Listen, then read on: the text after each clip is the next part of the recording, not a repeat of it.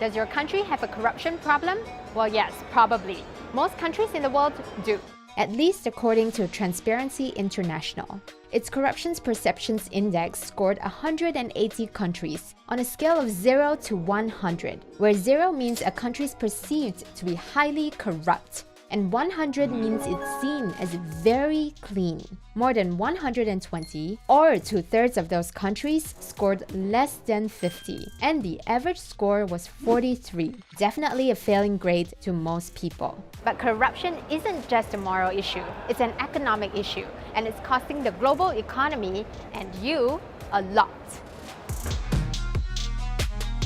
It's difficult to place an exact number on the global cost of corruption, but by most estimates, it's in the trillions. That's a lot.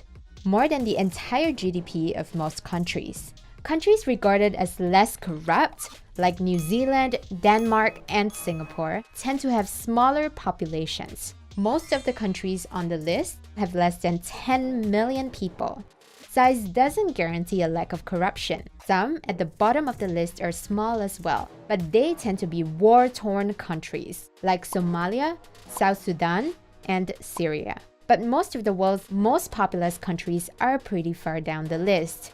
There's China coming in at 77, India at 81. And it gets worse for emerging but huge economies like Indonesia, Brazil, and Russia. Do you have a little money for tea? That's local slang for a bribe in countries like China, India, and Thailand, where tea money is deeply entrenched in society. Last year, a survey estimated that 1 in 4 people in Asia Pacific paid bribes to access public services like getting help from the police or getting an identity card. Police officers were the most likely to demand a bribe, and poorer and younger people were more likely to pay it. It may seem trivial, but not when you think about it on a bigger scale. The IMF estimates that the annual cost of bribery is between $1.5 and $2 trillion, about 2% of global GDP, and that's only one type of corruption.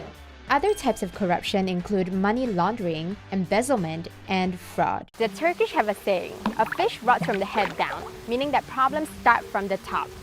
And the Panama Papers have given us a glimpse into how much rot has gotten into the system. Encompassing 11.5 million secret files, the Panama Papers is one of the biggest document leaks in history, revealing just how much wealth has been hidden in offshore accounts and tax havens. To be clear, offshore accounts are legal, but the papers brought up fundamental questions about the ethics of tax havens.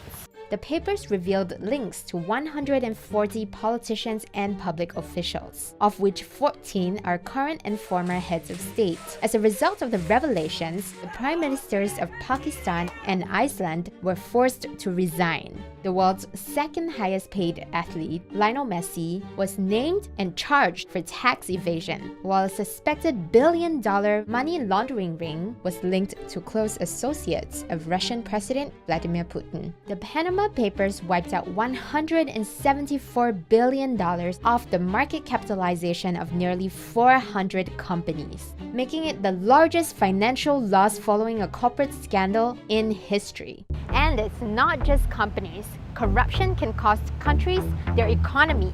Brazil was once a high-flying emerging economy, but since 2014, it has been gripped by the car wash scandal. Originally a money laundering investigation, it became one of the largest corruption cases in history. At the core of it was state-owned oil firm Petrobras, which accounts for 10% of Brazil's economy. Its officials were allegedly accepting huge bribes in exchange for lucrative government contracts. The case led to prison sentences for top executives, billions of dollars in fines, and more than 100,000 people being laid off. Brazil plunged into recession. Its GDP contracted sharply, while unemployment rates hit record highs. Brazil's not the only case. Economists have found that corruption usually hurts a country's economic growth. Why?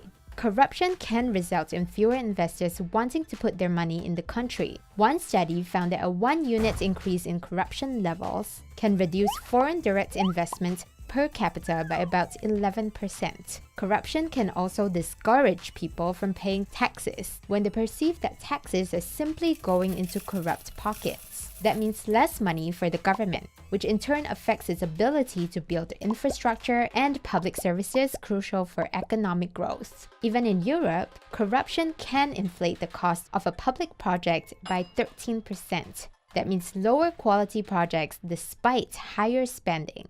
Institutions like the IMF and World Bank have faced tough questions about their lending policies, with critics saying that money sometimes finds itself in the hands of corrupt officials. The World Bank has stepped up, establishing offices to investigate and sanction corruption. This year, it banned 78 firms and individuals from engaging in any new World Bank projects, bringing that number to about 1,000 in total.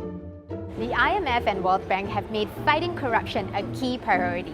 For instance, the IMF unveiled a new policy this year, promising to hold member countries to the same standards, making it a condition for IMF loans. It made good on its promise, only giving Ukraine $2 billion in aid after it put tougher reforms in place, like setting up an anti-corruption court. Many governments have also made strong anti-corruption pledges, although the motives behind corruption crackdowns in places like China and Saudi Arabia have been questioned. Polling shows trust in public institutions and governments is near historic lows, and a lot of that is rooted in corruption. But as citizens protest, multinational organizations demand accountability, and officials investigate, team money may soon be left behind. Hello from Bali, I'm Sin An, and if you want to check out more of my videos, click here. Don't forget to subscribe and see you next time.